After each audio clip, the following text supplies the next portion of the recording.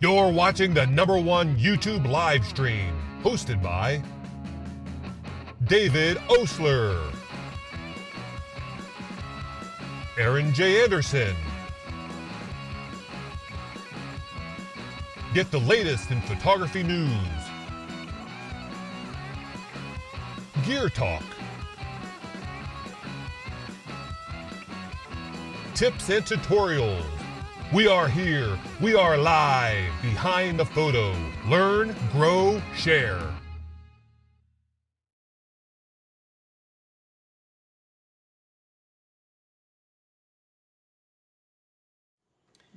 Well, g'day Aaron, how you going? Hello, hello, David. How are you doing? Really good. We're here for our usual show. We have to say that this is the first time I've gone back to the way we were before. So if we do make some mistakes, guys, we're so sorry. But I think we've got it planned out. We think, unless there's any glitches with Skype or YouTube or something like that. So hopefully it'll be all okay. Hopefully it's good. Was I supposed to start the timer, David, already? Yeah. Yes. Yes, you can start Okay. it now. It'll be close enough. It's been going. It's Yeah. been doing it. So let's see who's Okay. in the chat. Let me just move this over here just so I can see who's here. So we've got Dana's in here. I forgot the pop-out chat. He actually said, I've given you your first like. Casper said Nikon is dead. Casper's already saying Nikon is dead. He's getting into Ike before he even joins us. Gerald's also here. Ben said, settle down, Casper. Carl, Michael, hello, everyone. Chris is saying, hello, David. Hot day in Los Angeles, but a great Corona day. I can't wait to be having Coronas with you guys again, hopefully fairly soon. Well, for us, spring starts in another week or so. So, soon. So it's not long. So I'll be back in the Coronas with you guys very soon. I love the winter. I hate summer. So you're getting into, every time you get into winter and I'm getting into summer, I'm like so jealous of you. I am. I'm like, oh. Rick's saying hello. Michelle is saying hello, Aaron and David and everyone from Hello. the chat. G'day, Michelle. David is saying hello at David and Aaron. What's Scott saying? I dislike already, laugh out loud. I gave a like, of course. I love it. Thanks you so much, Scotts. Harry says hello, fellas. And Trevor Pinky's, is it Pinicky? Says just a normal group of, what's that, miscreants? What's a miscreant? Miscreants. Oh, wow. What a vocabulary. I don't even know what that is. It doesn't sound good. It doesn't sound good at all, does it? Harry's No, saying, it sounds like mischievous people or something. I know. What's Harry? Harry is saying hello. Trevor's saying just a normal. Oh, I read that one before. Johnson's Aerial City said, I'm actively saving money these next 8 to 9 days. Supposed to be the A6700 release-ish. I know there's meant to be another one, Aaron, coming at the end of the month. So only a few days away. Now, is that a reason why Canon have turned around and sort of given a sneak peek Maybe. of what's going on? You know, I'm very accidentally. dubious. Yeah. There's no way, and it's a fellow Aussie side that did this because it was the Australian Canon people that leaked that rumour. But there's no way a company like that would do that. Thank you so much for the donation, Long Rider. Really appreciate that. I don't believe it for 1 second. Hey, Long Rider. Yeah, I think it's actually a planned public release so they can get everyone talking and carrying on. Of course, Yeah. of course. Yeah. I mean, Hollywood does that all the time. They always say, "Oh, it's been leaked," you know, and it's not been leaked. It's by plan. I assure you that. And who else is in here? Hey, Casper, Real Light Pictures. Did we say hi to everybody? Yeah, Johnson, I think so. Thank you so much, Long Rider, for that donation. Casper says the money man is here. Money man. I love it. Hey, look, David. I'm drinking coffee today. I think I did this one before. I have so many mugs from so many places. Might have done this when we first started our show. I forget how many months we've been doing this now, and I'm still having the same. I'm actually having more fun now. That it keeps getting funner for me, so I love it. But we are drinking at the, what does this say? It says the First Starbucks Store, Pikes Place Market, Seattle, Washington. So if you're from that area and you're hanging out, hello, and let's drink some coffee. Aaron's audio is delayed like a Chinese kung fu movie. David, are you okay over there? Yeah, you know what? It's the thing is, this happened to me last week too, Aaron. It's something to do because I was delayed last week. People were actually saying it, but when the video True. actually came onto YouTube, it was pretty good. It was fine. Yeah, so I think it's just a delay because we're traveling from Australia, obviously, over to you, and then it's going to YouTube. I think the one hosting it seems to be okay, but the other one is delayed due to the fact of just the way it works. So. Yeah, there's not much we can do about it. I think you'll find once the live stream is uploaded that the videos then will come Cliff, back how you into doing? sync. So yeah, there's nothing we can do about it. It's just the system, just using Skype, I think. Skype. Yep. It's cool because the way we're doing it now, we can show graphics. It looks more professional, and I like it. We can share screens a little better and stuff like that. But then you have the issue that we are all under we're confined by Skype. That's like there's really nothing else out there that's going to give us all the quality, everything we want. So a little delay, I don't think is too bad. And like David said, when we watched it back, it looked pretty good. So we have to deal with it, but I think it's okay.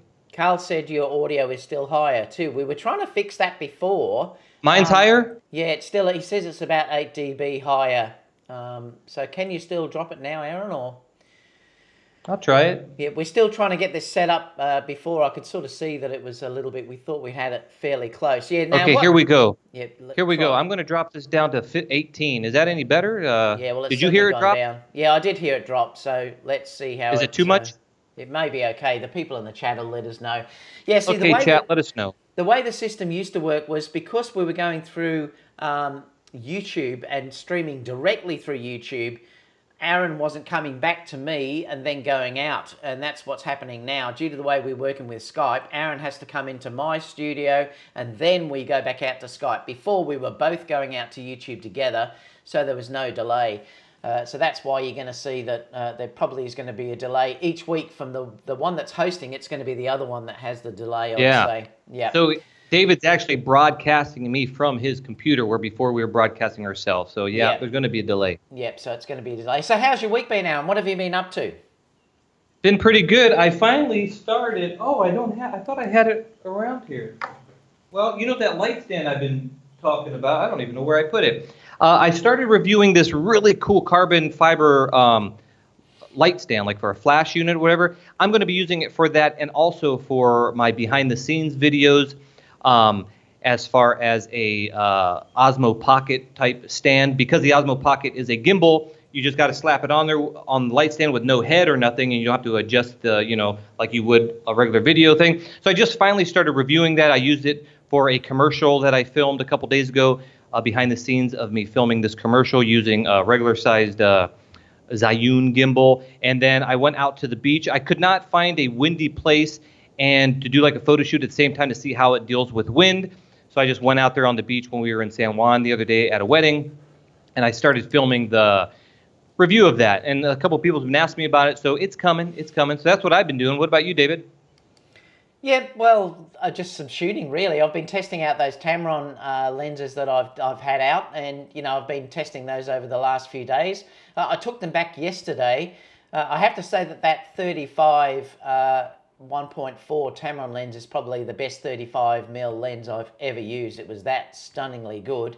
I have put a video review up about that, and I've also reviewed the 135. It's the 35 to 105 as well, and I did some shots there at the same place that I did the other one. So I'm going to be I'm going to have that review up in a couple of days, I'd say. And I also posted a review yesterday. I was under NDA, so I couldn't talk about it at all, about the filters. And that's going to be my first story that I'm going to talk about today. You're so secretive. Yeah, I know.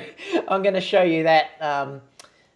I'll go through that and just show you quickly and sort of talk about what I think about it. So we'll do that as the first story. So, yeah, it's been pretty busy. Weddings start again for me next weekend, not this weekend coming, the weekend after. So weddings are starting to pick up again then from me. So I'm going to have that side of things. I've also got some video lenses being sent to me in, I think, this week sometime. So Aaron is going to be sending me some of those Not you, it's another Aaron. Not me, Aaron someone is else. going to be sending me those NDs, which are amazing. I think I'm just trying to see what they are, because just let me check, because you may I've know got them. some ND filters also actually being sent to me for the Osmo, and I don't have filters for that yet, so I'm kind of anxious to try out those filters for the Osmo, see how they work out. I'm just trying to That's see the another. name of these, Aaron, see if you know of them. Where were we? They are... Hi, Gerald. How you doing? I saw you in there. Hello, Harry. How you doing? They just trying to hush me, huh? Hey, Ike. How you doing? Ike's lurking in here. There's his little eyeballs looking at everybody. I'm just trying to find the lenses that these are. They're not anamorphic. Anamorphic, man. Yeah, I wanted to play around with that for a while. I am going to get some anamorphic lenses. SLR Magic lens, I think. Oh no, I'm not sure. Anyway, SLR Magic they might be. I'm not sure. Anyway, but they're very expensive lenses, so they are incredibly expensive. And I'm going to be using. I think they're going to send me a couple of those. So it's going to be the first time I'm going to have to shoot like you, Aaron, because I'm going to have to use how to use manual focusing, which is going to be a whole new thing for me. Yeah, now are those true anamorphic? Meaning, are they going to squish the image and you're going to have to unsquish it? These ones they're going to send me now are just video lenses, so they're not the anamorphic ones. So the first ones I'm getting are SLR Magic, I think they are. SLR Magic. Yeah, I'm going to get normal lenses. I think there's a 45mm and something else, I can't remember. But they're very expensive ones apparently. But I'm getting those to try to see how I go with them and what it's like to use full-on video lenses. But like I said, they'll be full manual focus. But according to Aaron, when he contacted me, he said the image rendering of these is beautiful and they're lovely, but they are manual focus, and obviously I'll have to have them on a gimbal. So I'm going to have to probably set up a monitor so I can get the focus correct. And yep, you're going to have to focus pull that. Yes, it's going to be interesting. Do you have a focus puller? You know, the yes. What do you call it? Focus puller? Oh, you have all that? You should set up a little cinematic type, like I did something on the Blackmagic Pocket Cinema Camera years ago where I just had my wife sitting in the living room. I lit it up like as movie-ish as I could, as filmic as I could for the little YouTube video. And I had her just go through like a magazine and just to show people some of the whatever I was doing in that video. So maybe you should set up some little filmic, like just a little piece of like you would think of a movie thing, so you can do the rack focusing on stuff. I don't know, something like that might be fun. Yeah, and then later on I will be getting anamorphic lenses as well, so I'm going to have to learn how to do that side of it. But I know the Ninja V that I've got does have that D-squeeze in it, so I should be able to see the results that it's getting from the Ninja V. So it should then D-squeeze it automatically, which will be fantastic, so I'm not sort of guessing. So cool. Yeah, so there's some exciting things happening. I'm meant to be getting a Sigma lens. I'm not sure which one yet. I'm meant to be getting a Sigma lens to review probably the end of this week or early next week. I've got no idea yet which one it will be. So stay tuned for that one. So yeah, so it's been pretty busy. Good. That sounds really, really interesting. Oscar, hello. What you editing over there? Let us know what you're editing. Anything interesting? Mark, hello. How you doing? Yeah, so that'll be pretty cool. I'm interested in seeing that one, David. How long do you think it's going to take you to pull out those videos? Probably a week or so. I mean, I'll do them fairly quickly. I was meant to do a dance video last week, but we got rained out, so we couldn't do it.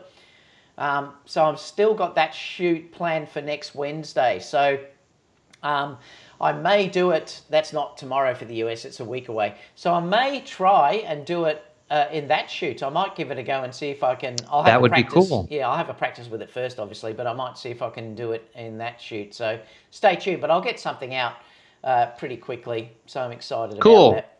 Created Films, hello, how you doing? And I raised my volume just now, so hopefully my volume is a little louder. Someone was saying that my audio was lower than yours, David, so I kind of bumped it up. Let me know if it's closer on that. And what's up to Aunt Andreas? I can't read that from here. I need my glasses. Photomiax here as well. G'day, mate. Hart says, hey, David and Aaron, looking forward to your thoughts on the Canon rumors. We're going to be talking about that as one of the stories today. Credit Phillips says, wow, this layout looks great. Oh, thank you. This is Aaron, actually. Aaron is a great graphic designer, and he put together all of these little backgrounds and things like that. So, yeah, he does some terrific stuff, Aaron. Thanks. Trev says, I spent a year researching anamorphic lenses. I have a few ones now. Yeah, I'm really looking forward to trying that, Trev. I really can't wait. Hey there, while listening, while editing, that's Oscar. Creative says, yeah, David, his volume is way louder than yours. Now Cal says, Aaron, too loud. You can't win. No, it's... Okay, so we're going to go in increments. Let's go down. Right, I was at 18. Now I'm going to go at 24. How about that? How about if I speak a little further from the microphone? Now, it's going to be interesting today because as anyone picked, my audio is different because I'm using the wireless Go. I'm not using my Sennheiser. I thought I'd try this just to see how it worked. So it's going to be interesting to see how the audio is. That may be one reason too why it's all over the place. Studio says Aaron is slightly too loud again. Too bad. I don't know what to do. And then the chat. I don't know if after I adjusted it, are they saying it? So like right now, guys, how is my audio? Too loud or too soft? Let me know right now. So compared to mine, I can see the audio meters has still got yours pushed way up over mine. So I'd go down a bit. All right. Okay, I'm at 20. So let me take off this pre-show, and we're going to start the... Minus 30 dB. No, that's way too much. Yeah, we're going to start the show. So we're going to go to the latest news. So we're going to talk about the first story today is going to be this magnetic filters that we've got that I've reviewed yesterday, and I thought I'd show you guys live and talk to you about it. And what they're saying, Aaron is too loud now. Oh yeah, that you've adjusted it since then, Aaron. So it's probably delayed. So yeah, just leave it and see what they say. So okay. What I got was this. I'll switch to me just so... Now, I don't think... When I switch to me full, Aaron, I don't think they can hear you. So it'll just be me talking. Can you guys hear me by any chance? Hello? Testing 1, 2, 3. Testing 1, 2, 3. We'll see how it is. Okay. I put the time for the story. All right. So, this... like I said, when I switch to my full screen, I don't think Aaron... you can hear Aaron, but he can hear me, but you just can't hear him. Yep. So what I've got here, I got sent this. Freewell sent me an email basically to say would I be interested in trying something new out that was going to be released on the 20th, which was yesterday. And Rober said David's audio is low fidelity, and I think that's because I'm talking through the wireless Go today. I might switch back to that next week, but I just wanted to try it to see how it goes. So they asked me if I was interested to talk about some ND filters that were going to be released. Now, I've already got NDs from them for my drones and also the Pocket, the Osmo Action, I think I've got them for, and also the Osmo Pocket. I use their filters, but for the first time they've decided to go for digital SLRs, mirrorless and also digital SLR ND filters, and they've come up with a bit of a different system. People that have followed me for a while would know that I did used to have this magnetic system that was just a screw-in one, but it didn't work really that well, and I was never really happy with it, and often the magnetic hold on them wasn't strong enough, and they occasionally would come off and things like that, and I just didn't really like the way that the system worked. So what they did, they sent me this. So they sent me this yesterday. I've got a few of these, but I'll show you how the whole system works. So they come in that nice little case, and if you want to see the full review, I have posted it below, so I'm not going to spend too long about it. I just thought I'd give you guys a discussion about it live. But this one, they don't have variable NDs yet, and I'm hoping that they do bring out some variable NDs because I'd love to have a variable version of this as well. But all it does is you screw this into the lens itself. So it'll screw in like this. Now, once it's screwed in, no, well, that's the whole filter, Aaron, but the magnetic part is already attached to it. Yeah. Now, if you look at, there's two parts to this, and I'll take this off again and show you. There's two parts. So this is the magnetic part that, I'll just make sure I'm in focus. This is the magnetic part. Now, this is also a filter as well. So it actually is the clear UV filter.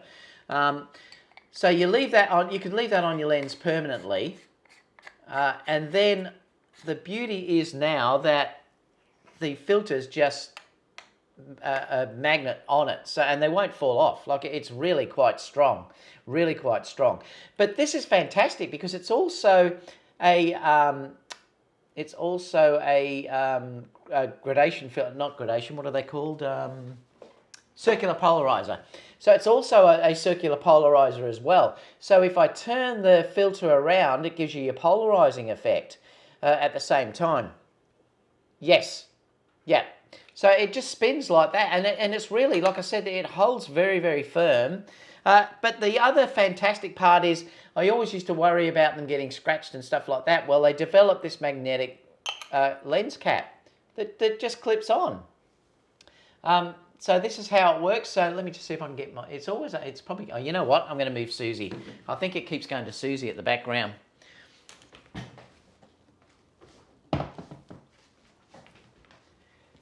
Face detect. It'll try and grab onto anything. But yeah, it's fantastic, and I love this. But where this is totally different and unique to any other system is that let me grab another one. Say for instance that you had a say an ND4, and that wasn't strong enough. Like, you wanted to make a waterfall that was you know, your beautiful flowing water and stuff like that, and you found that a ND4 wasn't enough. Well, what you can do with these filters, and this is where it completely changes everything, is they stack on top of one another. So if you had an ND4 and then an ND6, you can just stack it directly on top of one another, as many of these as you like. If you didn't have one that had a circular polarizer, because they do sell those as well, you can just buy the circular polarizer, and then you could just stick the circular polarizer on top of the ND as well. And I've never seen anything like this before. It's just such a brilliant system that the magnets are very, very good. The glass quality seems to be fantastic. I'm going to do some more testing in the coming days. I'd love to test this against the Peter McKinnon ones that I've just got. And then obviously all you have to do is just stick that magnetic filter over the top. So it really makes things easier. And why this matters to me is that because I'm shooting fusion all the time, and I'm going, say, from inside to outside, like in a church, and it's very dark inside the church, and then I'm filming and walk outside and it's very bright, all I have to do is literally just come in, clip that in, and it's done. You know, and it's fantastic. I love it. I really love this system, and I think it's really going to be good. They even printed my name on these as well. I'm just trying to find the... Yeah, I know. I loved it. I'll see if I can get it to focus so you can see it. Let me just see if I can get my face out. So they printed my name on there, which I thought was such a nice little thing to do, and they printed my name on the box, which was really, really nice. But, you know, like I said, I'm really excited about where this can go, and I'm seriously thinking now about buying the other parts to this system, because I think it's just such a great little system that, you know, is, especially the lid, how you can do that to protect your ND filters. It is a bit of a game changer, I think. And you know, and it's the first time. I did like the other ones, but like I said, in the end, I wasn't very happy with turning them, and then they used to come off, and I didn't really like the performance of these. So yeah, I think it's a great product. Now the three that I've been sent are this. So I've got there's a circular polarizer one. So if you just want to use normal circular polarizer, we've got that's there. And circular polarizer they are very useful for things like making your sky bluer or getting rid of reflections, things like that. They sent me the ND64 with the polarizer on it, so that has both there that you can use. And they also sent me this one, which I still haven't used yet, but it's the light pollution filter. I don't know whether you've ever used any of these, Aaron, but they're meant to get rid of that sort of yellowy Yeah, we talked cast. about these before. Yeah, so I'm going to try that. I still have to use that one in the future and review it and see how they are. But they've got the whole range now, you know, your ND4, ND8, 16. I think I had the book somewhere. what do they have? They're going to have ND4, ND8, ND16 and the circular polarizer. Then they're going to have ones with the circular polarizers built in like what I've got. There's an ND8, ND16, ND32 and ND64. And then there's an ND128, 256, ND400 and ND1000, depending on how much you want to go. But there's a whole stack of these that they're bringing out. So if you're interested, check out that video that I did. It will take you to the link of where they are. I think they're around about $140, I think, and I think the nighttime filter was $170, I think. So they're around the same price as what you'd pay for a good filter anyway. Yeah. But great system, Aaron. Yeah, the other, someone just mentioned the other one. They were called Zoomy, I think. Zoom. Yeah. Yeah, I've tried those before. What did you think about them? The Zoom ones. Am I on, or can they hear me? Yep. Oh, yeah. The Zoom, I've tried them for a little while, but I just found that the magnets weren't that strong on them. I was using a larger diameter one, and like Trevor said that he used them, but they are expensive if you want them on all your lenses. So I was kind of like, I just revert to these little guys, which of course are just, step down rings that you got to screw on, and those could be a pain. However, I don't usually use a whole lot of lens when I'm filming or doing photography, so it's not something I change out often. But as you said, David, it is pretty cool that if you are doing a wedding and you want to shoot that wide open aperture in video or whatever you're doing, you could just slap it on that quick. So that's kind of cool. But I just never used them because I never needed it that quick. I could definitely change my mind on that, but that's about what I think about them. Remember we were talking about that one flip-up one that flips up out of the way? Yes. That's someone's sending me that. That's even quicker because it's always with you, where you don't have to dig in and then fingerprint it all up and even slap a magnet on there. That's like the absolute quickest. But would it be in the way? I don't know. So if you're going to get that, that'd be cool to try out because that's the fastest one. Now, someone asked me yesterday, and I forgot. You can put your lens hood on, so that is another thing as well. Oh yeah, important. Yeah, because when I originally answered incorrectly, I didn't think you would be able to, and I said no. But then Freewell said in the message on YouTube, and they said yes, you can. It doesn't take extra space, so I've just proven it because the filter actually is on, and I can stick the lens cover on, and then you could still twist that too inside there. If you wanted to. It's a bit awkward though. I think for the I wouldn't do it that way. I don't think if you were using the ones where you've got to twist for the polarizers. I think I'd be taking the lens cover off. But I really think this is a nice system. And like I said, they seem to be really quite strong. The magnet on them is really nice. But I love that. I just love the cover that you can put over, which protects your filter. So there you go. I think that's the old problem with me all the time is if I put like a step down ring on like this, then I ain't using any lens hood on those. So that's the only downfall. So those could be cool if you get the system set up properly where they fit and you could put all your lens hoods on. But I still kind of just do that because I guess I just don't use filters all that much. So, yep. When are you going to get that other one? Well, I'm not sure. They contacted me, would have been a few weeks ago, so who knows? I mean, they actually said would I be interested to use it. Look, I'm not convinced that I really want something that, is going to... Flopping around on top? Flop up here and get in the way of what I'm going to do. But I thought, look, I'll try it, review it just to see how it is and compare it. But I've got a feeling that I might go down this Freewell way. The only thing that is limiting for me is that I do like to use the variable NDs for shooting video due to the fact that I can just dial it in and control it. And that's one thing with the Peter McKinnon ones, the quality of those is excellent. But if you are using just your straight NDs, I don't think there's probably going to be a better system than what this Freewell one has, because it seems to be really good and the glass seems to be really nice. So there was a very, very minute red cast, which was tiny, but you get... there's some color cast in any filter that you actually put on, but it's so easy to correct when you are in your your program that you're using.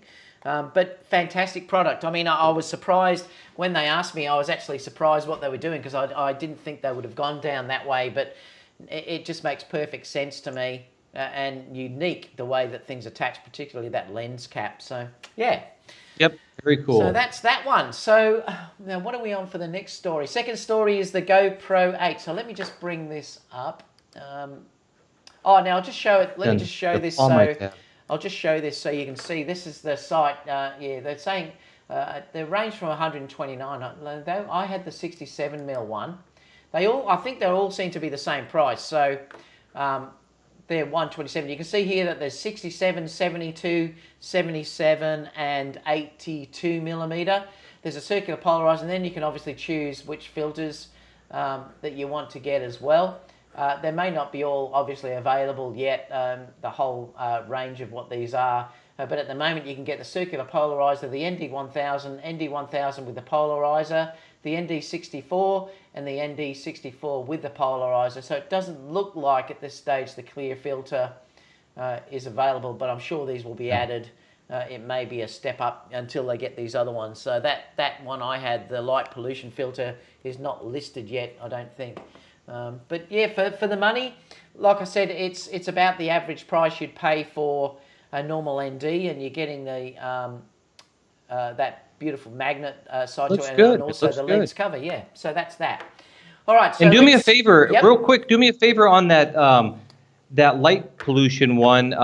That's the one that's supposed to take away like the I forget the name of those bulbs out on the street. Is that the one that it's? Yes. Yeah. Try that out for me. I want to see how that works. Yeah, it's meant to take out that sodium. Yellow, sodium or whatever you call it, light that is polluting over your whole image.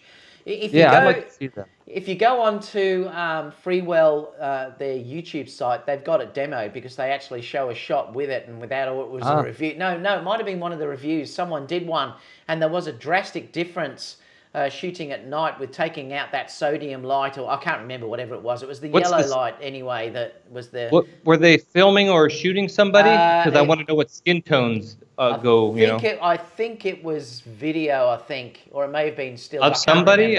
No, it was it was a night scene.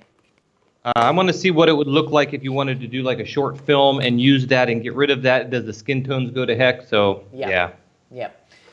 So before we move on, let me just check and see if anyone's asking any questions about that. XUME was the other ones, and have a good lens cover. Well, they didn't when I did it, Trev. They've probably upgraded it since I was looking at them. Andrew says Moondog Labs makes some great affordable anamorphic lenses for smartphones. They can also be adapted to the Sony's. Yes, I mean I wouldn't mind actually a anamorphic lens for my iPhone. That'd be pretty cool, I think. Yeah.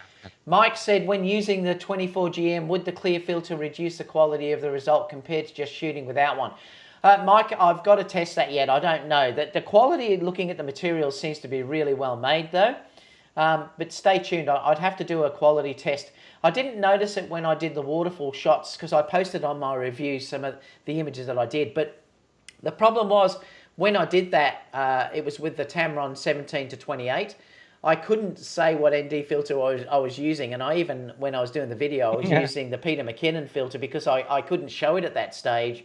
But the results that I got from those filters, so you can only judge it by that. Langston's just saying evening all. What else? Casper says he'd be shilling. I love it. What else? Landon, I hate video, guys. I love it. Too much money, David. They're not too much money compared to what you pay for NDs, though, Casper. I mean, the Peter McKinnon ones that I paid for were $300. So, they're ridiculously priced. So they're not cheap at all. These are way cheaper than what those are. I think that around about $120, $140 is an average price of a decent ND. So they're certainly not on the expensive side if you're talking about a decent ND. I would say if the quality is good and there's not a huge shift in color and it doesn't degrade the video or photos, then I think that's probably one of the kind of cleanest systems I've seen so far. As far as the clear UV, just like any UV, common sense tells you anytime you put glass, it degrades the quality. But by how much? I mean, I don't even know if it's ever noticeable, is it? Yeah, well, perhaps if you're a pixel peeper, you might notice a difference, but I certainly couldn't tell the difference. Someone made a comment there too that Mike Hunt said, David, it's called an intensifier for yellow light. I use one from Hoya for Astro, and that's when a lot of them do use them. They use them for Astro and things like that. Oreo said, that filter will not fix sodium lamps because sodium lamps don't emit the whole spectrum of visible wavelengths. I know it definitely took the yellow out. I noticed that there was when that guy was reviewing, and I can't remember who he was, but I looked at it this morning.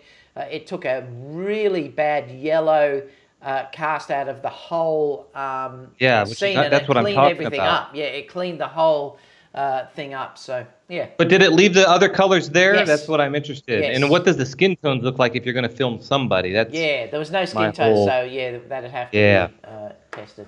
All right, Cool, so let's cool. go on to the next one, because the next story, if you want to put in the timer, Aaron, is GoPro. GoPro have announced I think it's just at this stage a rumor, but I think it's pretty well safe to say that this is going to be released. Aaron, have you ever used the GoPros? Never in my life did I ever have a GoPro. The only camera I had similar type is that pocket camera, the Osmo. So no, never had a GoPro. Yep.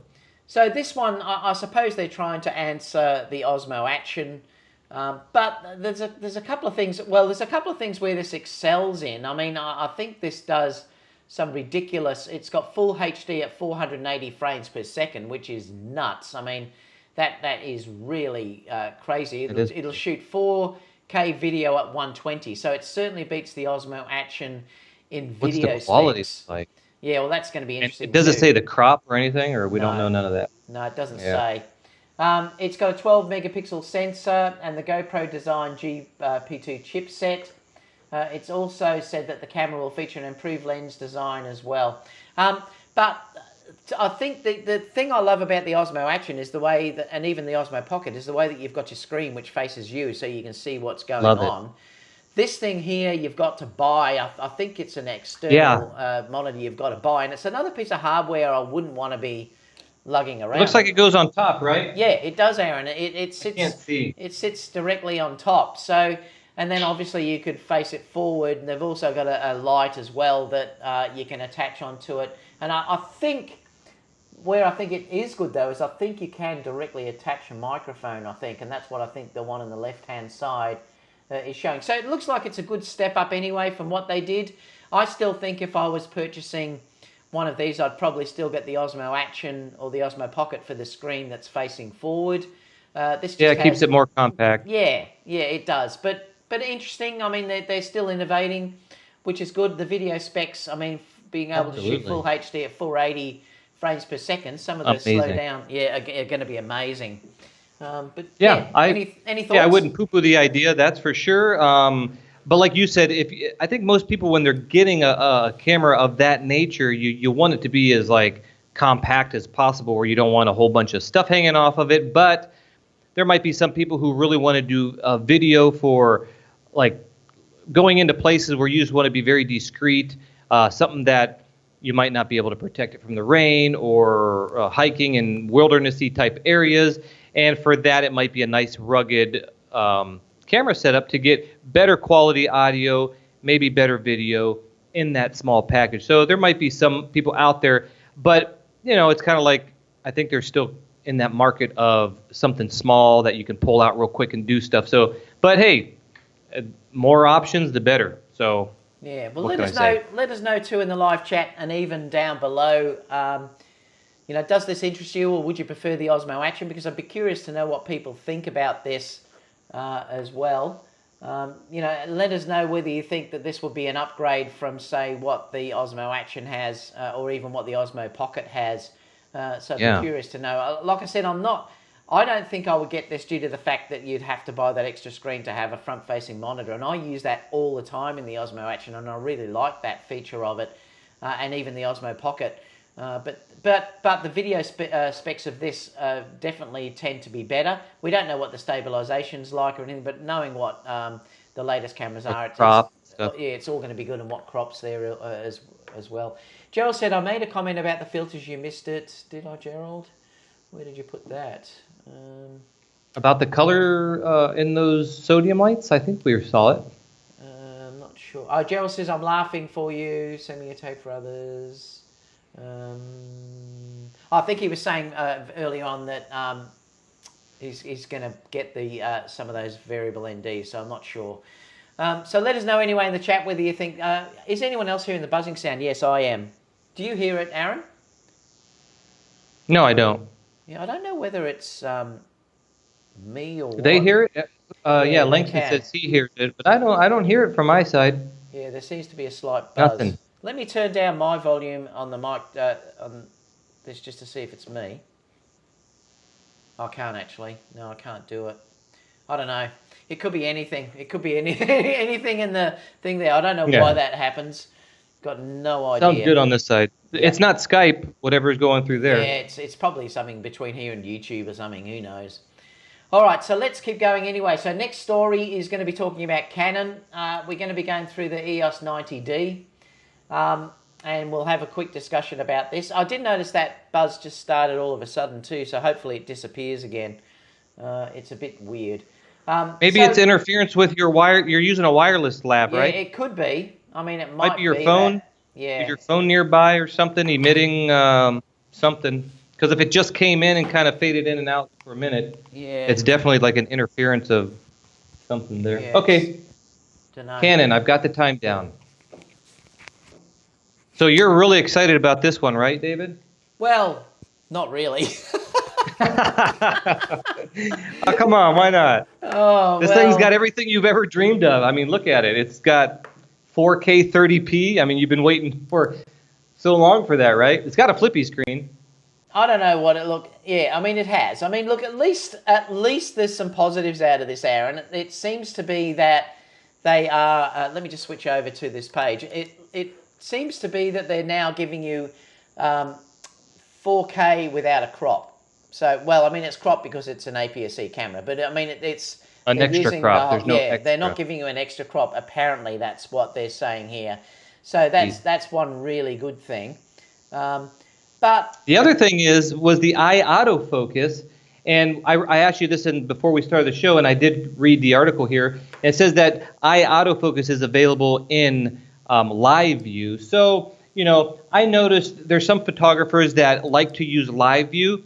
So, you know, if you're shooting DSLR, you've got the beautiful glass that you're looking through the lens, and then you've got, if you want, just go to live view. As long as it's not as clunky as it used to be, and it's just as good as a mirrorless, which I don't know, then you could use the eye autofocus like this. So, you know, it'd be kind of the best of both worlds if the new Digic 8 or whatever they're on is fast enough to give you a really smooth experience in live view. Then it might be something cool. Yeah, I mean, look, it seems to be that at least now they're giving you that. There's also some interesting things about this camera. They're also giving you 1/1600th of a second shutter. So instead of being 1/16,000th, sorry. So you're no longer limited to 8,000th of a second, I believe, on this camera. So that's cool. Yeah, so that's really cool if you're trying to use a wide open lens during daylight and stuff like that. I'm just listening to that buzzing. I was trying to turn it off to see if I can see where it's coming from. I just turned off my mic and I wanted to see if it stopped, but it's still there, I think. Let me just play for a minute. Yeah, see, I don't hear it, so I can't tell you. Yeah, sounds good it's on my side. Yeah, I'm not sure where it's coming from. I'm just going through. Just let me see if I can just find this. Aha. 1, 2. I think it's gone. Don't know what happened, but it's gone. What'd you do? Well, all I did was unclick a thing and click it back on. So just pushing buttons? Yeah, I unclicked one of them and clicked it back on. I don't know what happened, but if it does it again, I'll try the same thing again. It's gone anyway. But yeah, like, I mean, look. So let's have a quick look at it anyway. So I'm still a bit baffled, Aaron, that they're still producing the digital SLRs. To be honest, I really thought they would have tried to concentrate on their mirrorless. But Is one thing I wanted to ask you is 32.5 megapixels going to become the new norm? Because it seems to be that this camera has it. The EOS M6 also has it, and I'm starting to wonder too the G9. The G9 is, and say the A9. A9 is rumored to be 32. So that's what I meant. A9. Is 32.5 megapixels the new 24 megapixels? What do you think? Yeah, I think that is. It looks like that's going to be all like, well, Micro Four Thirds. I think they topped out there. But as far as APS-C and other like that, yeah, I think that's going to be like the baseline. It's apparently. I'm interested to see if any new cameras come out with 24p. I don't know. I think 32 might be it. 32 is it that much better than 24? I'm not sure. I shoot 42 now, and there's a big difference from 24 to 42. Yeah, I mean, I think it's good that they're increasing it. I don't know. Is anybody really? Did anybody ever shoot 32 opposed to 24? And what is that resolution difference? I want to know if it's a big enough deal, or are they just doing that megapixel race thing like they always just keep increasing along with technology? And then do you lose doesn't it get worse in low light then when you're adding more megapixels to a camera? So I don't know. So that's interesting that there's the 32. But there's a couple of things that are about this that I don't think look good. Is that it only has 30-minute recording limit. Do you believe that they've still kept a 30-minute recording limit on this camera? And also, there's no 24p. I mean, literally, what's going on? Langston Aaron? just said, why are they taking that off of everything? I don't. They're the only manufacturer doing it, aren't they? Can anyone tell me another manufacturer that's doing this, like taking off 24p? And now that there's no reason to limit this to that time limit of 30-minute for your recording, or 29, whatever it is, 59 seconds. Why are they still putting that in there? Because there's no. Yeah, that's kind of strange. Yeah, that's now gone, that tax, apparently. So, I mean, it's got 45 cross type AF points, 11 frames Overheating per second. issues? Well, surely not in a body that's that size. I mean, it's got the great vari-angle LCD, which is brilliant. I mean, I'm not going to go through all the specs because you can check this out yourself. But I did notice there's a couple of things down here that are really important. Like I said, it does now go to 1/1600th of a second, which is fantastic. Yeah, that's good. It's creative zone. Now, I'm not sure what that means. Remember, until you see how that's implemented or whatever, we still don't know whether you're going to have full tracking when you go into 4K and things like that. We've got to wait and see how that part is. But at least they seem to have fixed things like the 4K no crop, we believe, until it's released. But having the time limit, see movie length down here, it says maximum duration is 29 minutes, 59 seconds. And the maximum file size is 4 gigabytes. So it's still going to split the file sizes off into separate videos, which is a pain. And no 24p. I don't understand it. Do they think that's like an old technology or something? And like just like the megapixels, everything needs to move forward, and 24p is old school. But I mean, I like to shoot 60p. That just kind of looks cool to me. If I shoot other narrative-y type things, it's usually 24.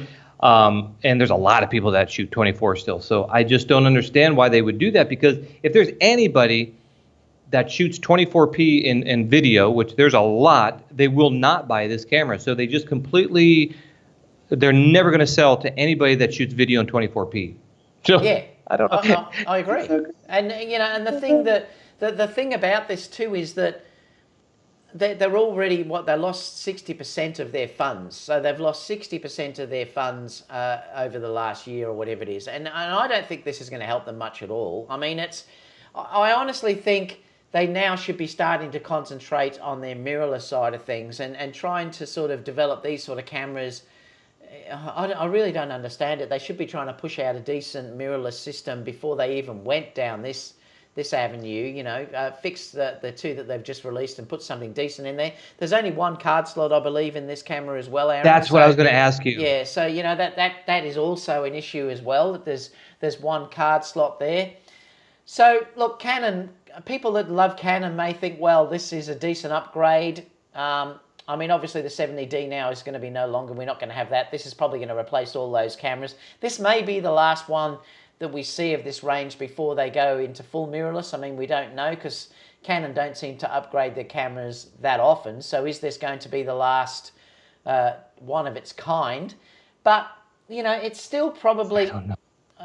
Being APS-C, this still doesn't beat the A6400, you know, and that's the thing that you've got to look at. And Sony are meant to be announcing something next week that is probably going to blow this out of the water. And I'm wondering whether this is why they've announced this before Sony do their announcements. Because if Sony bring out something in a week's time that blows this completely out of the water and then they release this, they would be bagged like crazy. So, you know, they're already bagged like crazy. Is it like deja vu? Like every time a Canon camera comes out, we're always kind of like, what? And we're always like stumbling over our words because we don't know what to say. It's just real. Unless you're just a real Canon fan and you've just always shot Canon and you don't care about dual card slots and video at all, it might be kind of a cool camera for you. I mean, there's people out there that I'm sure love Canon and they're just photographers. They don't need dual card slots and all that stuff, and might be a cool camera for them. I don't know. If that's you, leave a comment and open our eyes to the amazing stuff that Canon's putting out. Yeah, I mean, put it this way. There's just nothing that excites me about it, and I'm looking at it thinking, well, if they're in trouble financially, I can't see this really as helping him that much at all. Back. Yeah, it's not. Do you think they already designed this or something? So it's like, man, we've already designed this for the last 4 years. We got to put it out and try to make a buck or something from it, or because I couldn't imagine them going into this with their mirrorless already started. I just couldn't imagine. Hey guys, we got our mirrorless out. Let's start a new DSLR. I mean, that's kind of strange, right? I mean, it says here, like it actually says there that. The camera also comes equipped with a 32.5 megapixel sensor, and obviously it's going to be a new sensor, so we have to wait and see what the dynamic range. That may be way better than what the previous cameras was. So that would be a big plus.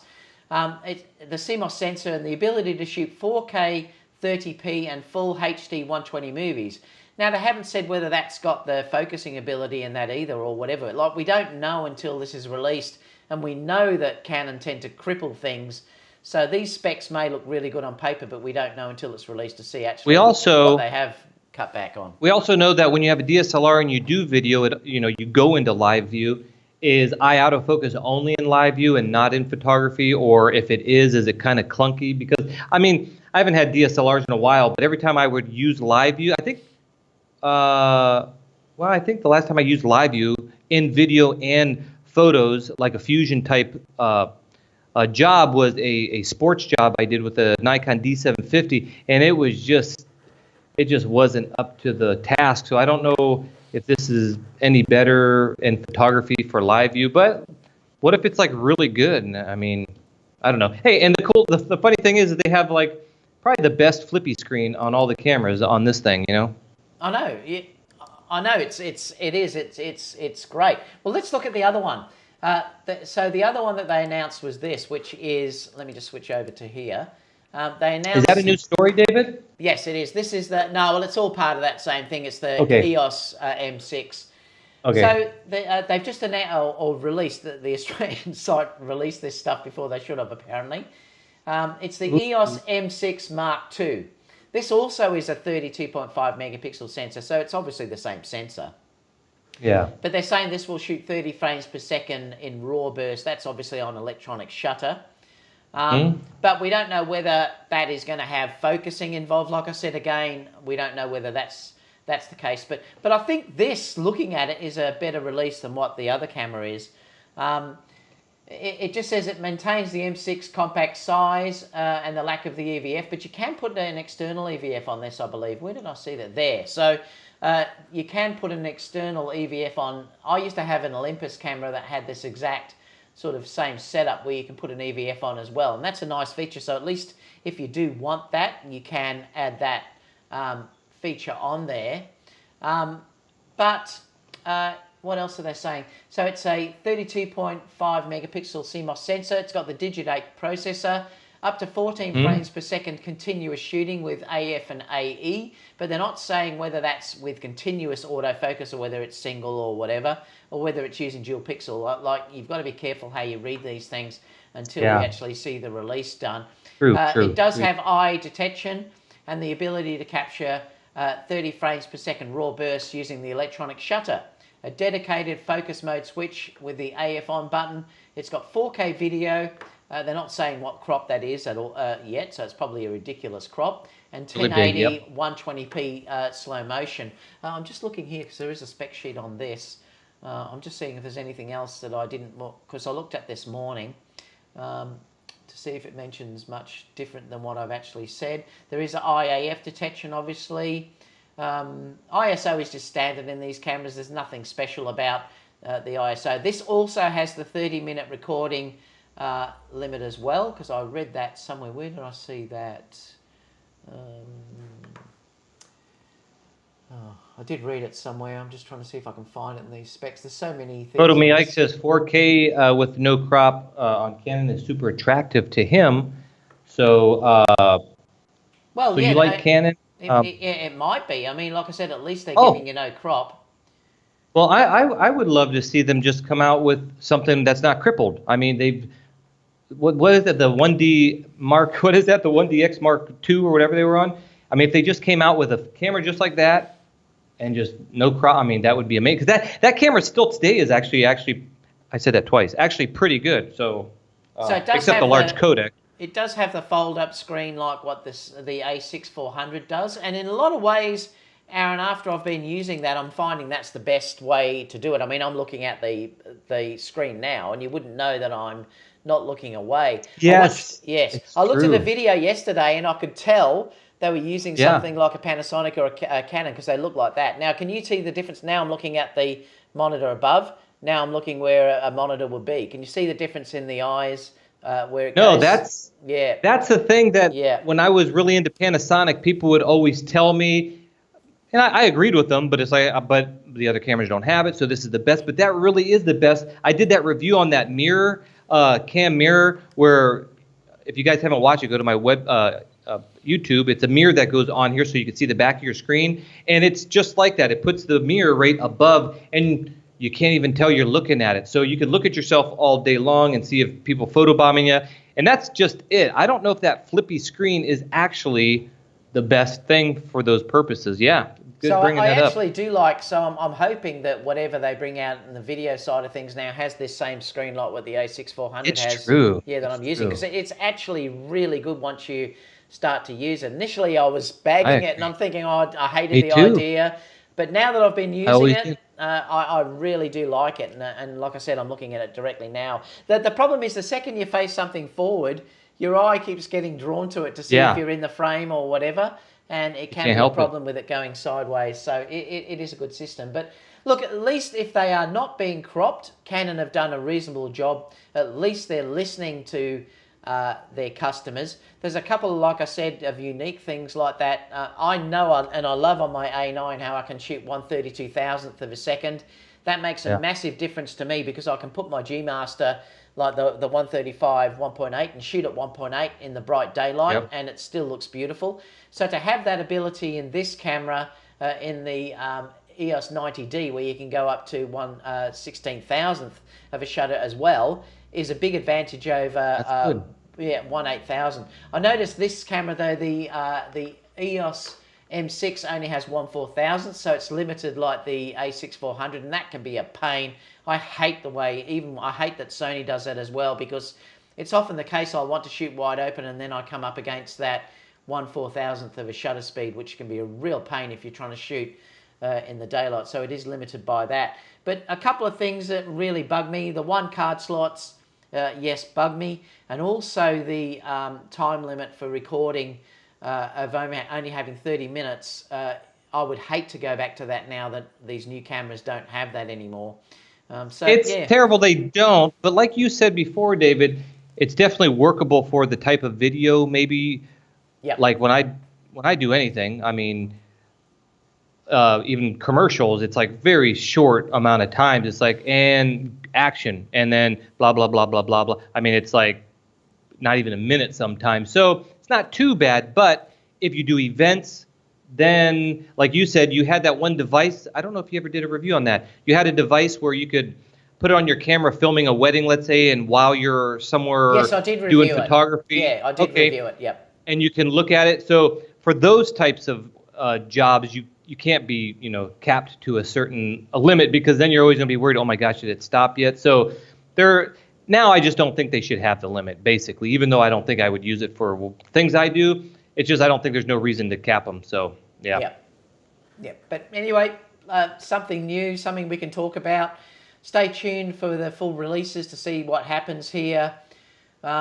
But, I mean, like I said, these are only specs at this stage, so we do have to wait and see what the full reviews are like once these start to actually get released. And, and at least they're not cropping it, or it appears they're not cropping it. Now, whether there's going to be autofocus things that they don't autofocus, I'm just not confident with anything with Canon anymore, that they tend to cripple their cameras. So let's just wait and see what happens.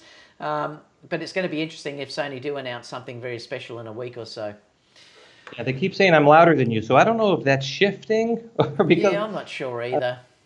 I lowered it again. I've been all up and down. Maybe I just keep getting closer to the mic when I do stuff like that. It could be too, just Skype balancing it out to what it thinks it should be. I'm not sure.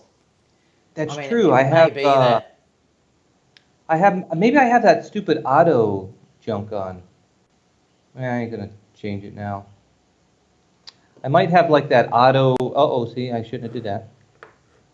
Yeah, I'll leave it just like that. Yeah. But I'll check if I have auto. Skype has like an auto type thing. We're almost done anyways. We're at 9 o'clock, so. Yeah. We can look at that next time anyway. We'll have a look. All right, so last story is this, because I wanted to have a discussion with you because I thought this would be quite funny. I've just got to shift this over a little bit so we can see this story. Oops. And then just update this. Okay. So, this is the story. It's Medel Horror Stories. Now, I'm not going to play the video. I'll put the links down below so that you can have a look at it. It's quite funny, actually, when you look at it. And the model is really beautiful. So, check it out. I think she's a fashion model that has a massive following on Instagram, but she's really gorgeous. But have a look at what they do there, and just really funny things that they've set up about these model nightmares that you can deal with having to deal with models, and it was coming up with things like they can be flirty and drunk, or the hungover model, the model that won't go home, the penny pincher model, the over-emotional model, the model who won't leave, and the over-caffeinated model. I mean, there's some really funny ones that you watch it and have a look at. So check out the video, but why I wanted to talk about this was because, that's all I'm going to show you with that, but just recently in our photography and videography school, I can't remember who it was someone was talking about the fact that the models never showed up. And I hear this so often that people organise, particularly if you're doing trade for print. If you're doing trade for print model shoots, that they'll come very late, or they won't show up at all, and they'll give you no warning at all. Like, you'll actually go to the location, get ready to shoot, and then they don't show up, and it leaves you in a terrible position, because you've wasted all your day, your time, your money getting there to do this, and then this sort of happens. So the reason why I wanted to share this was because I'd love you in the comments down below to share some of your model experiences that you've had, because it might be some really funny things that Aaron and myself can read to see if you have had any of these horrible model experiences. I've been lucky, really, that I haven't really had any that I can say where I've gone and I've thought, oh, it's terrible. It's, that they've been hungover or drunk or had any of these sort of attitudes. But I know a lot of other people do. And it may be, too, that we've got a bit of a following, so we have a bit more clout. I'm not sure if that's what it is. But I'd love to know from the new photographers that are trying to sort of build up their portfolios, what sort of problems they come up against. Aaron, have you had any issues like that at all, where you've dealt with people that have been, not good? Zero. Yeah, I had the same. They were all just very professional. Even brides, you hear of we're not talking about brides, we're talking about, but there's nobody that I've photographed, whether it's a bride or models, guys or gals, that I've ever had an issue with. They were always nice. They were there, ready to go. So, man, I'm lucky because I've heard some horror stories like you mentioned. Some of those are just really out there and funny that I don't know if it could ever even happen, but nothing. Everything went absolutely amazing. So, you're the same, huh? No horror stories? No, like I said, I've been very, very lucky. But I'd love to know in the chat whether people have had that sort of thing happen. I know, like I said, someone recently said that. I know if you follow in some of the model groups on Facebook, that you can see that happening all the time where models don't show up. And like I said, particularly if they're TFP shots. What sometimes I tend to do, and I have been hit with this before, there may be a reason when you do a shot that a model can't get there. And so I usually always make sure that I've got two. So it's a backup in case if one doesn't show up for the day. So that can be a way around it as well. If you pay for models, there should never be an issue because if you then contacted that model agency, they wouldn't work with that model anymore because their reputation is at stake as well. So normally you can almost guarantee if you are paying for a model through an agency that there's never going to be an issue because it is usually very professionally run in that regard. So yeah, I suppose it's just a TFP thing where they think, well, really they've got nothing to lose. Yeah, I think that's it. All the models that I've done or whatever, there was a lot to lose. They were going to lose their money if they don't show up, or an opportunity to be like in a magazine or something. So there's like those things like, man, they got to show up. So that's probably why I never had any issues because their consequences are steep if they didn't show up. So let us know same in with the the chat. wedding.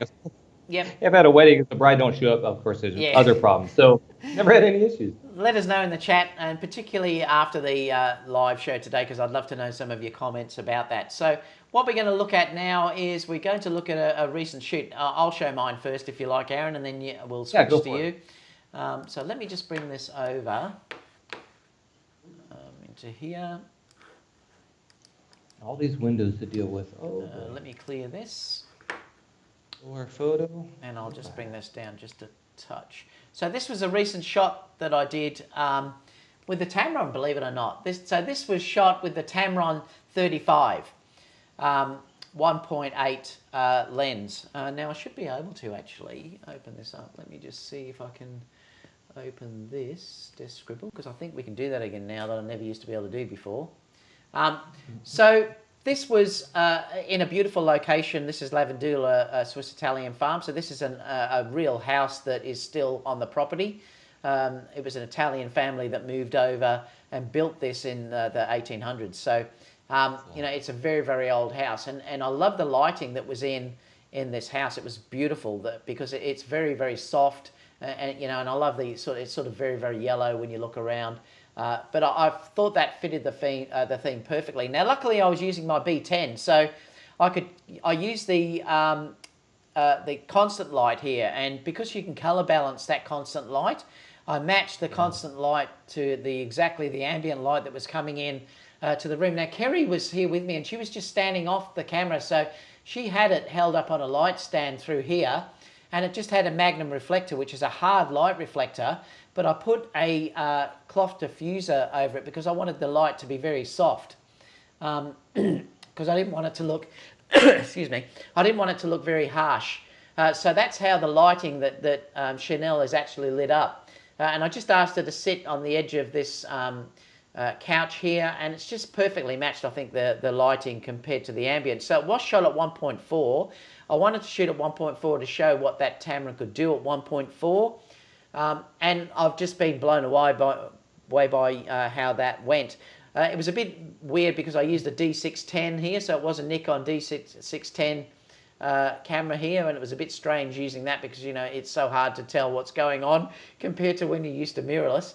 But I'm super happy with the result, and in fact, Tamron Australia shared this image. If you want to see the full review, I have put that down as well. But I'm really happy with it. I've put a vintage feel to this. I did edit it and add a bit of a vintage look to this, so it's not exactly as it is out of camera, but so it has got a bit of a more vintagey, tealy sort of look to this. But love it. I love the way she's looking sort of at me. I didn't want her to be smiling and happy. I wanted it to sort of fit that vintagey type theme. But yeah, that's really all there is to showing that. Yeah, really, really happy with how that turned out. It was a beautiful image. So let me switch Now, that. Yes, Aaron, you were going to say? that's one thing that I always kind of contemplate is I bring gels with me for my flashes to match ambient lights like that, but I almost never use them because I work too quick or I don't need to or whatever the purpose is. And that's what's really cool about that light that you have is you can just dial it in and you don't have to worry about having like this white light hitting her and then you've got the warmish light in the back. So really, really cool. Love the photo. Very good. Yeah, the beauty of this too is that because I put that magnum reflector on, the light is thrown very wide. So it covers the whole of her. Like I said, if I tried to use those smaller lights that I've got, it'd be very harsh and the shadows would be very harsh. But because that magnum reflector really pushes out the lighting and it's very soft with that little cloth I held over it, you almost wouldn't know that there's a flash being involved here. Because there was a window that's sort of out to, there's a door and a window that's out to the left-hand side of this, so there was a little bit of natural light coming in as well. But the beauty is because I can dial that exposure in, or that color temperature in, I can match exactly what she was sitting under. There was an incandescent light lit above her, and I wanted that left on because I wanted more of a warmth feel to the room as well. And then I just matched that Pro Photo light to that. So yeah, so that's how it was. Cool. All right, so now we're going to switch over to Aaron's going to share. Now, whether we get a glitch, because we tried this before and it locked for a second afterwards, but we should be okay. So if you want to share your screen, we'll go for it, Aaron, and then we'll see how we go. I'm sharing. Can you see it? Just got to wait for it to show up. Now, once I'm sharing, I can't see chat or anything, so you'll just have to let me know. Okay, so, most of the time we do like model type shoots on this show. I've been getting into landscapes lately, which is more difficult than I thought because you can travel out far, you could pay big money to go across the world to go get some shots and then the sky doesn't turn out or something doesn't turn out and you go home empty-handed. Well, this one here, we were actually driving home, me and my wife, from San Juan, Puerto Rico to Cabo Rojo, which is about a little over 2-hour drive. And this is just one of those reasons why, well, I had a camera with me because I went to a wedding and all that, but it's one of those reasons why I almost always have a camera with me. Of course, you have your iPhone, but I like to usually carry my cameras with me everywhere I go because you never know. And this is one of those cases where we're driving home and the sky was just absolutely beautiful. And I saw this photo from I saw this scene from really far back and I seen it slowly molding and I was hoping that it would be there when I get closer. And we were kind of like in a valley coming up, so the composition where I first seen this just wasn't good at all. It'd be just like all road and hill and just a little bit of this in the distance. So I kept driving, and when I got past this like overhang bridge that was really ugly and we got out of the valley, I started seeing the whole picture here. And what I wanted to do is I saw these two trees, as you can see in the scene here, and I just wanted to creep up to these because I wanted something in the shot. And it just so happens that the tree on the left is actually curved into like the clouds, as you can see. Now, this is just by chance, right? They're just kind of, the trees curved into that. So I went into the shoulder in the car and just creeped really slowly because I knew I wanted to use this tree until I got close enough to something that I would want a composition. Then I got out of the car. And the thing is, we're on a freeway. My wife was, fearing for me because cars are zipping by. My camera was actually in the bag, in the trunk. So this is all unfolding pretty quick. So I got the camera out, and I just happened to have my 50 millimeter lens on there, not my Tamron 28 to 75. Didn't have time to really change it because I wanted to capture it. So I kept the 50 on there, walked in the front of the car on the safe side of the street here. And I just walked until I got this tree going right curving into this cloud. I don't know if you guys can see my cursor or not, but this is one of the main reasons, and this was like an actual practice, why I wanted more megapixels for this very reason. And it's just so cool that it happened for the purpose why I wanted more megapixels. And that is, this image goes way over to the right into just blackness. So with the 50 millimeter, I captured, a lot of just left-hand blank blackness of the night, which didn't make good composition. So what I did, I'm not going to go to that. What I did was I cropped this to a 16:9, and I cut off a lot of that just blackness that would just make the photo completely unbalanced. So we've got these two trees kind of, you know, as our little balancing points here, and we got all the clouds going in. So I captured all that really quick, and if we look at my settings, because someone was telling me I should have used different settings, but when you're doing stuff quick, I mean, the image is sharp.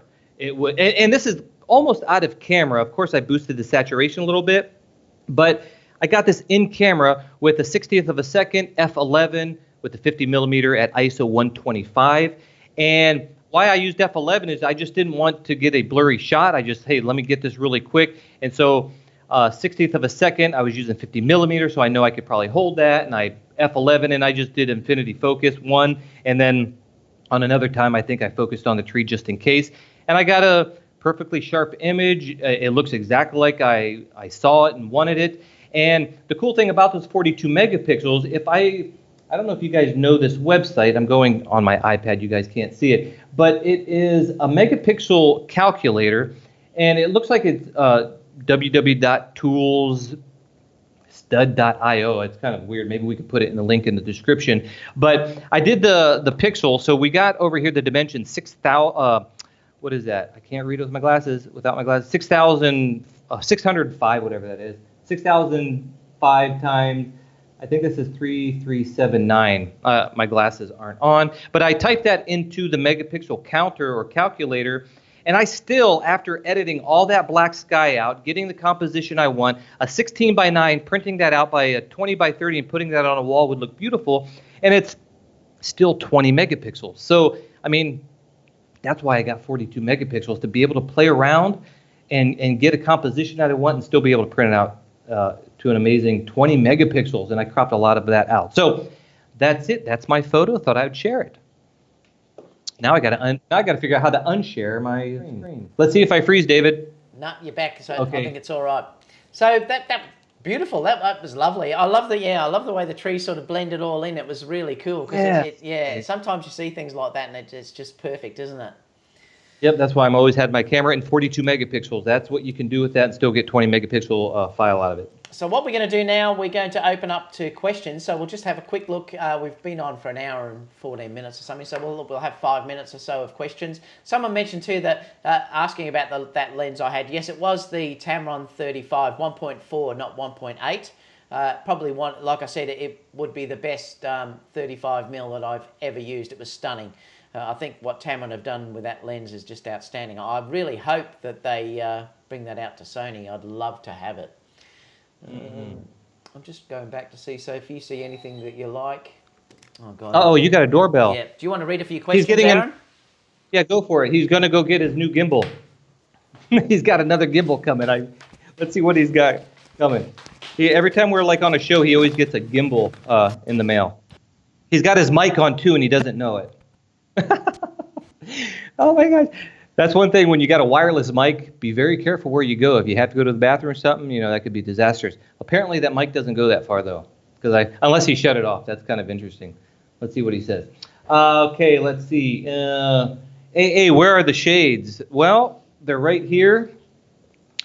When we do our show, I usually don't have the shades on because, I don't know, little respected David so he can see my eyes and see what's going on in my brain. So I usually don't use the shades when we do these live shows. Usually use those for the intros to my, I can hear them, intro to my YouTube channel videos. Let's see, let me go back up. He does this chat way better than me. Carl, thank you. Thanks for liking my photo there. Let's do landscape photography. Yeah, landscape photography is harder than I thought, man. I mean, it takes a while to get those shots sometimes.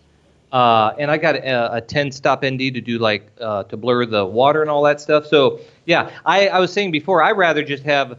It's easier just to do a model because you could be anywhere and blur out the background and get a good pose with a nice clothing, and that's like your photo. But landscape, I mean, it's got to be worth taking, you know, because there's so many times I see. Like, not always, like, a good view is a good landscape photo. Like, wow, look at that view. But then when you look, like, it's not going to make a good photo. It's kind of, you put that up on Instagram, it's like, yeah, you know. So landscape is really hard to do from what I find out. Hey, David, I noticed that you had your wireless mic on. Yes. So you got to be careful with that. Because did you shut it off? No, I just kept talking. Because Could you hear me going? We could hear you all the way over there. So be careful with those wireless mics. You never know when you're mic'd up. Could you hear me talking to the guy? No, because it sounds like right when you were about to talk, it cut off, maybe because of the walls or the distance. So it's kind of funny. So anyways, yeah, I'm just answering stuff. See if you can see something there. Trevor says the problem is that some of the Canon cameras disable dual pixel focus intentionally using 4K. Yeah, I know, and that's what we don't know whether that's going to happen or not. Yeah. We've got to wait and see. What else? Joe says, hey guys, need to no, we've had problems with the audio all day today. We'll have to look at that next week. It's a bit weird. But if Photomix says, Trevor, they only did that with the M50. I've not seen any other Canon that doesn't use PADF. Gerald said, it varies. Listening is fine on mine. They have played with the sounds at the beginning of the show.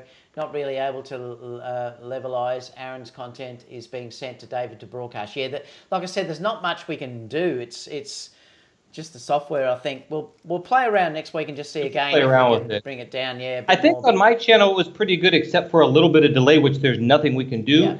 But as far as the volume, you know your headphones has a mic on it because they're like iPhone. Yeah. Is that mic active by any chance? No. Call it something? No. No. Brett says only thing he had problem was models not replying back when organizing a shoot. So apparently, what you're trying to set up a shoot and then they just don't respond, so you don't know you can't really organize the shoot. So yeah, that could be an issue because what do? Show up and they show up and you don't have no plan. So yeah, that could be a definite issue. Casper said, what filter did you use? I'm not sure what that was about, Casper. You're talking about those images that I showed with the waterfalls. That was the 64. I lost it. It was the Nikon. I was using the D610 for that photo that I showed before. The other photos that I had that were showed the waterfall and stuff like that was using the D810. I don't know how to say this. D's slacker. He had a bride passed out from being drunk. Oh wow! I've seen that. I've actually been at weddings where I've seen not that bad, but just it could be difficult for the photographer. For not nothing too bad, but I always seen that like, oh man, I'm glad I don't have to deal with that. Nothing too bad, but all my stuff went great. So I'm lucky. I noticed Michael said, David, we heard you say to the mailman, don't tell my wife. It's actually a big background. I've got a big background that's been sent to me that I wanted to have a look at. It's sort of a textured background, so that's what it is. So it's too big to bring in. So I'll have to have a look at it later. I love my D610 camera. Yeah, it's a great little camera. I quite enjoyed using it. Like I said, I have to be honest, Hero, that I really miss using the Sony when I was doing that work with the lenses, the Tamron lenses, and I mentioned that to Tamron as well when I took the lenses back on Tuesday. I mean, once you've started to use the mirrorless, it's really hard to go back, just for the features of looking to see how your exposure is, and using the EVF and other things. And yeah, I certainly wouldn't. We talked about this last show. We kind of talked about, and I felt the same. I went from mirrorless and stuff. It dived back into DSLRs, but then my last one was the Nikon D7200, which was just like a year ago. And oh man, I was just like, I just can't do this. So yeah, I didn't take long before I went back to mirrorless.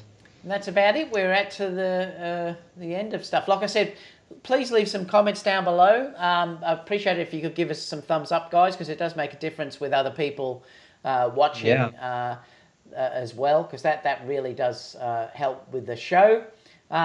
And obviously, if you have any questions, leave those down below, and Aaron and myself always answer them back. Aaron will be downloading this to put onto his channel anyway, and next week we'll be back on Aaron's channel at this time.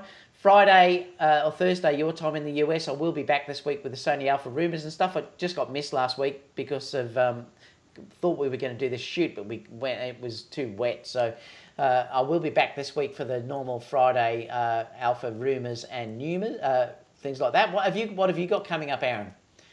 I'm going to finish up that light stand review, and going to be doing some more Sony stuff because I'm doing some. I've got the Sony again. I'm interested to do more 42 megapixel shooting with that thing. And also, guys, subscribe to David's channel. Give us a thumbs up. Subscribe to my channel. And also head on over to Facebook to our Facebook group. David, do you always put that link in the description? Yeah, I do. The Everything go Man into is here. Oh, sorry, Aaron. I was just wanted to read that before you No. said that. The Everything Man said, hey, David, I love the Everything Man's page as well. He just said that GoPro better have better image quality. By the way, the RX107 is phenomenal. He just recently got that camera, so he's really happy with it. Sorry, Aaron, you keep going. You were saying about the thing. Check out our Facebook group, because it's one of the best groups that, I'm not saying that because I'm a moderator of it. David's the owner of it. But if I go to all these other groups and come, you're going to get a lot of crap on a lot of the groups, and in ours there's like almost is none. And if there is, we usually handle it by just getting rid of those people that are bad-mouthing your work and all that. It's really a place to go and not be afraid to ask questions, because nothing's stupid. When you're first learning, a lot of people, don't realize that, but when you're a photographer or a videographer for years, and then someone brand new comes in and says something, a lot of these guys say something stupid back to them. It's like they're brand new. They don't know. And a lot of times they forget that. But in our Facebook group, which is called Video Photography and Videography School, go there. It's very comfortable to leave comment stuff, and you won't be heckled by anybody. Also, that's about it. Check out my channel next week. We're going to do it over there, and hopefully we can get some of this audio fixed. And that's about it for me, David. Yeah, that's about it. So, yeah, if you haven't looked at the Everything Man, guys, check him out, because he's got a great channel, really funny. So check him out if you haven't looked at his channel. Apart from that, we'll see you all next week. So Thanks catch you later, so much everyone. Okay, bye, guys. I would say we were good.